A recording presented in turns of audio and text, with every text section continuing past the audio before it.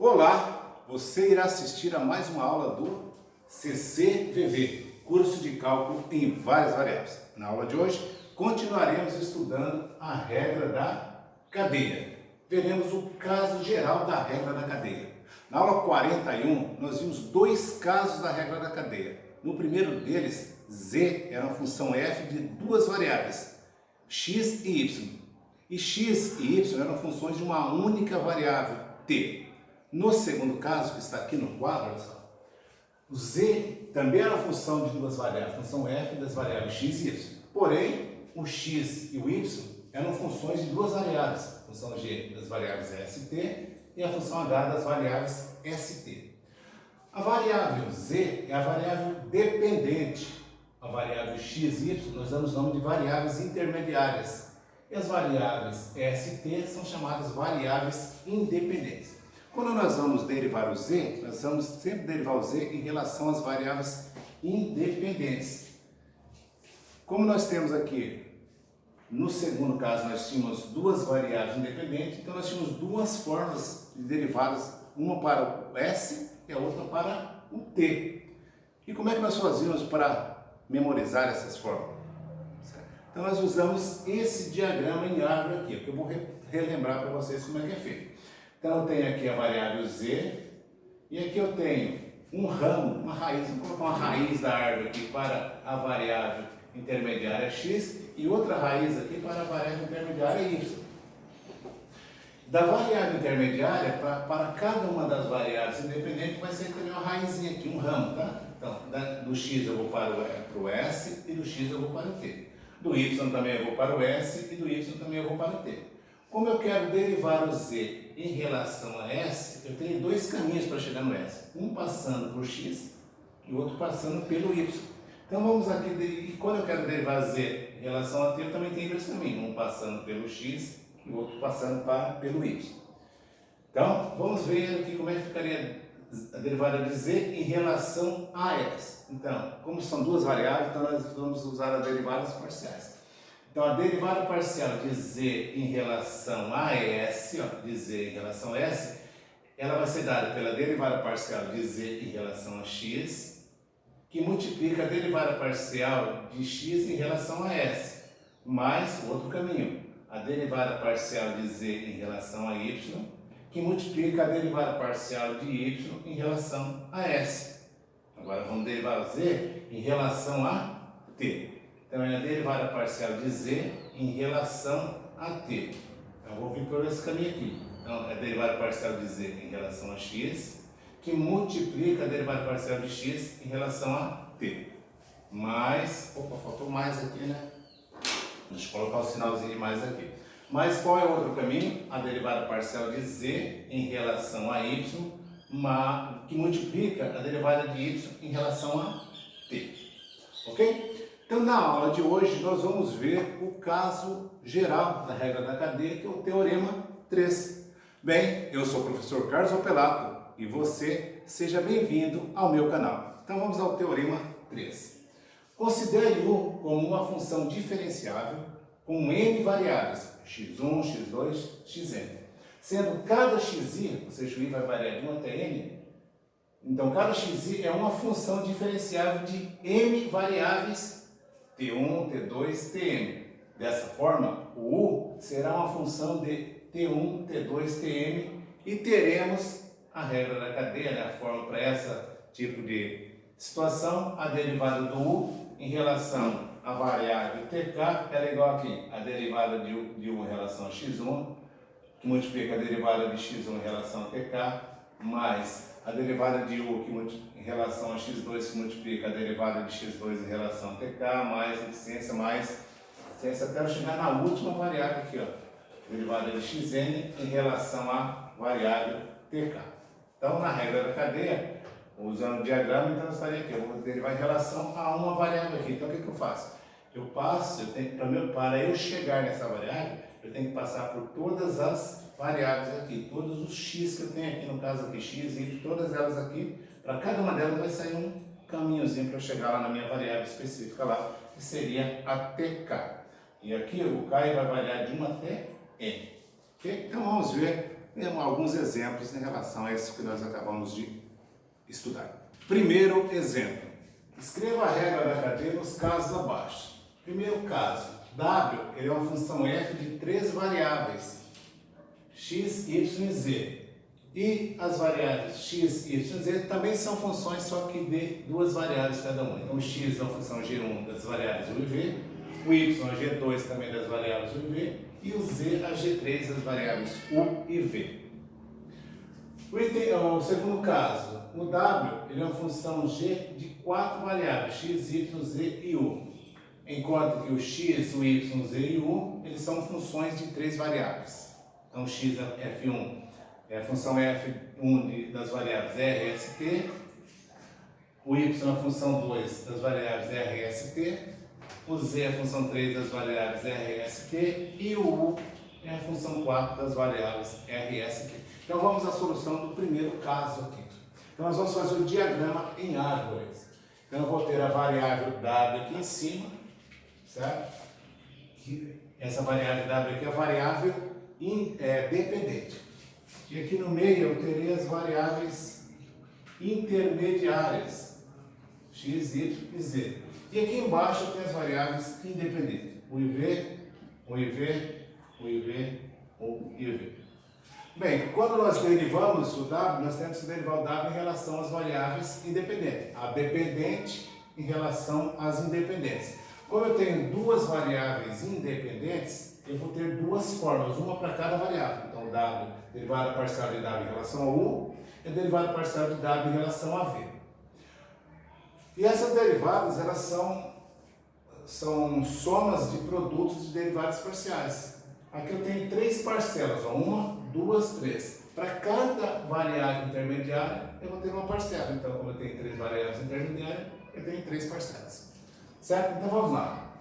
Então, vamos derivar W primeiro em relação a U. Então, eu tenho U aqui, aqui e aqui. Por isso que eu tenho as 3 parcelinhas aqui. Ó. Certo? E eu tenho U e V, U e V, U e V. Então, aqui U e V. Beleza? Então, vamos lá. Derivada de W em relação a U. Para eu chegar no U, eu tenho 3 caminhos, olha só. Esse daqui, vindo pelo X, vindo pelo Y e vindo pelo Z. Então, vamos lá. Derivada de W em relação a X, que multiplica, aí eu vou multiplicar. Derivada de W de X em relação a U, mais a derivada de W em relação a Y, que multiplica a derivada de Y em relação a U. Mais o outro caminho, derivada parcial de W em relação a Z, que multiplica a derivada parcial de Z em relação a U. Sempre derivadas parciais. Agora já fizemos essa daqui. Viu como é que foi fácil? Fazendo o diagrama de árvore aqui bem mais simples, certo? Então agora vamos derivar W em relação a V. W em relação a V. Então eu vou vir pelo X, depois pelo Y e pelo Z. Cada caminho que eu vou passar, eu vou somando. Então, derivada parcial de W em relação a X, que multiplica a derivada parcial de X em relação a V. Mais a derivada parcial de W em relação a Y, que multiplica a derivada parcial de Y em relação a V. Mais a derivada parcial de W em relação a Z, que multiplica a derivada parcial de Z em relação a V. Tranquilo, né? Então vamos agora para o segundo caso. Então eu tenho que derivar o W, que é uma função de 4 variáveis, x, y, z e u, em relação às variáveis independentes, r, s e t. Então são 3 derivadas parciais, de W em relação a R, a S e a T. Só que para eu sair do W para chegar no R, eu tenho que passar pelo x, o y, z e u, porque o x, o y, z e u, eles são variáveis que dependem do R, S e T. Então nós vamos fazer aqui um diagrama em árvore. Então eu vou colocar aqui em cima a variável W, que é a variável dependente. Aqui no meio eu vou colocar as variáveis intermediárias, x, y, z e u. E aqui embaixo as variáveis independentes, R, S, T. R, S, T. Faltou um círculozinho aqui, não é? Aí vai ficar chorando. R, S, T, R, S, T, R, S, T. Então, para eu chegar no R, então, o primeiro derivar o W em relação a R. Derivada parcial de W em relação a R. Então, eu vou ter aqui quantas parcelas? 1, 2, 3, 4. A quantidade de parcela é a quantidade de variáveis intermediárias que eu tenho. Cada parcela dessa é produto de uma derivada de uma variável intermediária para uma variável independente. Então vamos lá. Então eu vou sair do W e vou chegar até o R. Então eu tenho 4 caminhos, passando pelo X, passando pelo Y, passando pelo Z e passando pelo U. E assim a mesma coisa para o S, o S e o T. Então a derivada parcial de W em relação a R, ela vai ser a derivada parcial de W em relação a X, que multiplica a derivada parcial de W em relação a R, mais a derivada parcial de W em relação a Y, que multiplica a derivada parcial de Y em relação a R, mais a derivada parcial de W em relação a Z, que multiplica a derivada parcial de Z em relação a R, mais a derivada parcial de W em relação a U, que multiplica a derivada parcial de U em relação a R.